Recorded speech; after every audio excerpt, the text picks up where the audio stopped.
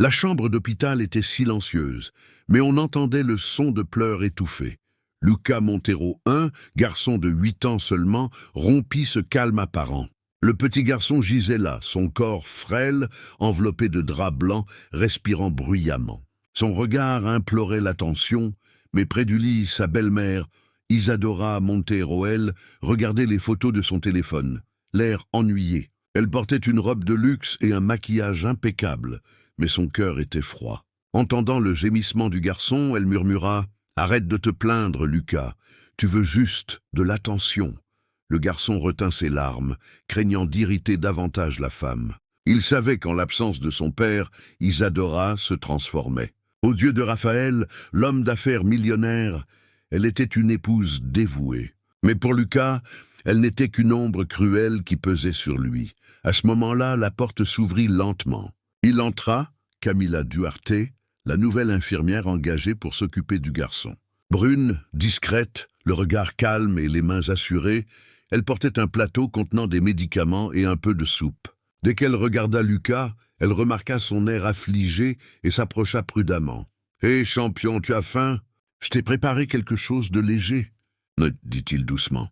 Le garçon hocha timidement la tête. Camila ajusta les oreillers et commença à lui donner de petites cuillerées. Pour la première fois de la journée, Lucas se détendit un peu. Mais Isadora s'empressa de l'interrompre. « Qui t'a dit de le nourrir tard ?» demanda-t-elle sèchement en se levant du canapé. « Ce garçon a besoin de discipline, pas de chouchoutage. » Camila prit une profonde inspiration, restant calme. « Il est faible. Manger maintenant l'aidera à se rétablir. Ne discute pas avec moi, » rétorqua Isadora en s'approchant du lit d'un pas décidé. « C'est moi qui commande ici. » Lucas tremblait. Effrayé, il serra la main de Camila comme pour lui demander protection.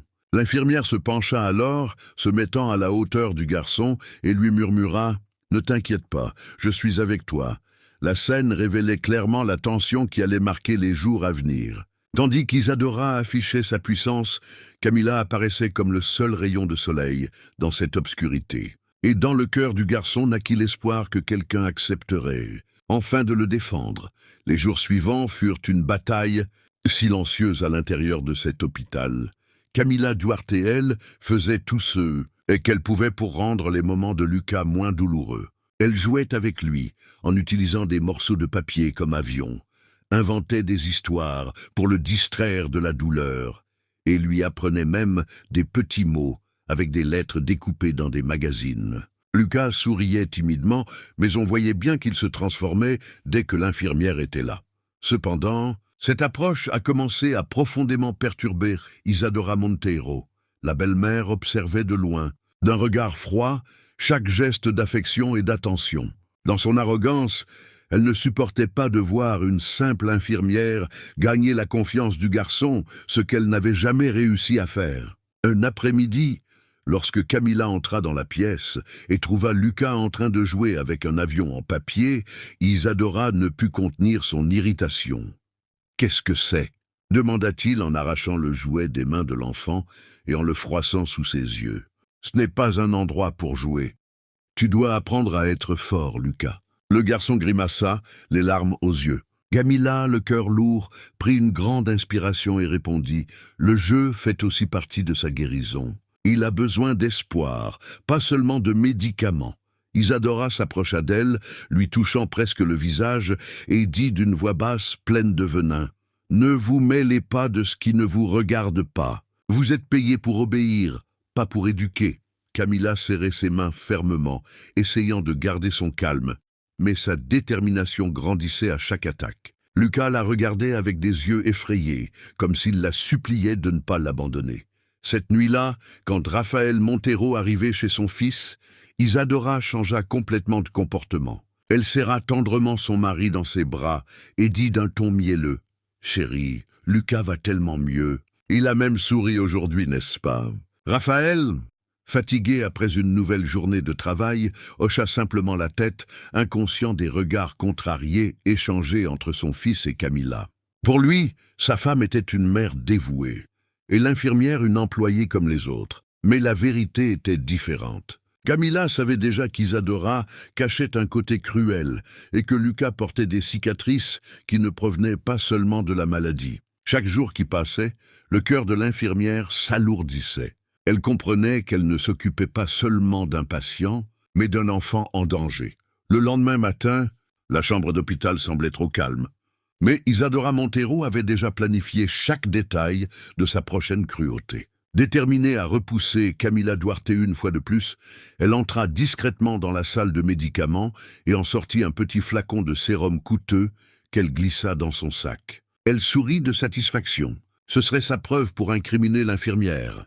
Quelques heures plus tard, alors que Camilla rangeait les médicaments sur l'étagère, Isadora est entrée précipitamment feignant la surprise. « Qu'est-ce que c'est » s'exclama-t-elle en sortant le flacon de son sac et en le montrant à tout le monde. « J'ai trouvé ce médicament dans le sac de l'infirmière. Elle le volait. » L'accusation résonna dans les couloirs, attirant l'attention des autres employés. Camilla était stupéfaite, le visage rouge d'indignation. « C'est faux. Je ne ferai jamais une chose pareille. Cette bouteille n'est pas à moi. » Mais Isadora avait déjà préparé le terrain.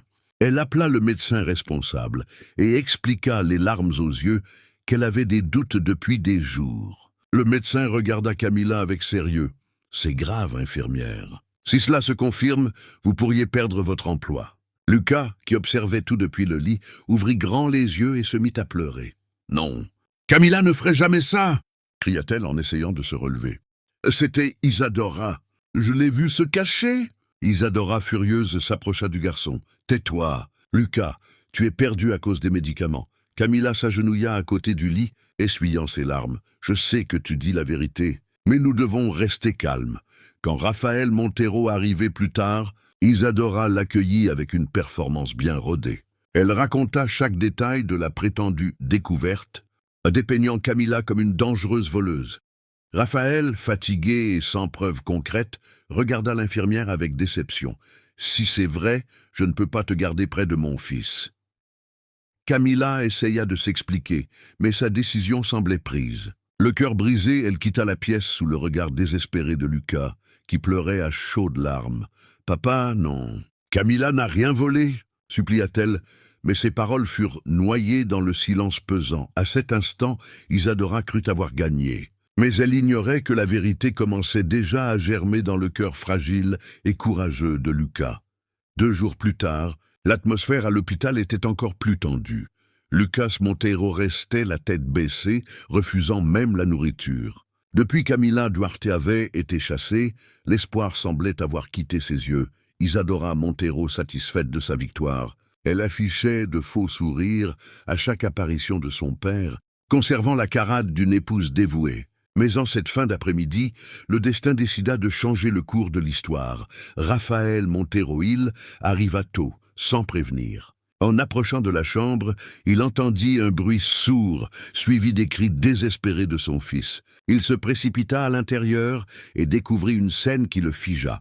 Lucas était allongé par terre, son fauteuil roulant renversé à côté de lui. Isadora, haletante, tenta de le cacher en disant froidement « Il est maladroit, il a trébuché tout seul », mais cette fois, Lucas trouva une force qu'il n'avait jamais eue auparavant.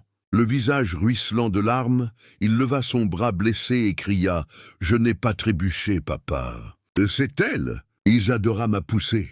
Le silence emplit la pièce. Raphaël regarda sa femme avec incrédulité, puis son fils, remarquant les marques rouges sur son bras frêle. Pour la première fois, l'homme d'affaires vit la vérité se cacher sous ses yeux. « C'est un mensonge », répondit nerveusement Isadora. « Cet enfant invente toujours des histoires depuis que l'infirmière est arrivée. » Mais Lucas, ferme malgré ses larmes, dit courageusement « Je l'ai vu cacher les médicaments dans son sac pour accuser Camilla. Elle est méchante, papa. » Raphaël sentit le sol se dérober sous ses pieds. Il s'approcha de son fils, le prit dans ses bras et fixa sa femme d'un air furieux et déçu. « Tu as passé tout ce temps à me tromper et à torturer mon fils. » Isadora tenta de se défendre en pleurant, affirmant qu'elle ne voulait qu'éduquer le garçon, mais Raphaël ne recula pas. Sa voix était ferme et définitive. « C'est fini, Isadora. Sors de ma vie et de celle de mon fils, tout de suite. » Cette même nuit, il se rendit dans le quartier modeste où il avait découvert Camilla. Il la trouva devant une petite maison, en train de laver du linge. En le voyant, elle sursauta, mais Raphaël lui prit les mains et lui dit avec émotion « Je suis venu te demander pardon. Mon fils a besoin de toi, et moi aussi. » Le lendemain, quand Camilla entra dans la pièce, Lucas afficha un sourire comme il n'en avait jamais vu depuis longtemps. Il courut vers elle avec le fauteuil roulant et la serra de toutes ses forces. « Tu es de retour, Camilla. Je suis de retour, ma chère, et cette fois, je ne repars plus jamais. » C'était l'histoire d'aujourd'hui. Écris dans les commentaires le nom de ta ville, je veux savoir d'où tu nous regardes. Et si tu n'es pas encore abonné à la chaîne, profites-en pour t'abonner maintenant et partage cette vidéo avec plus de personnes. Je t'attends dans la prochaine vidéo.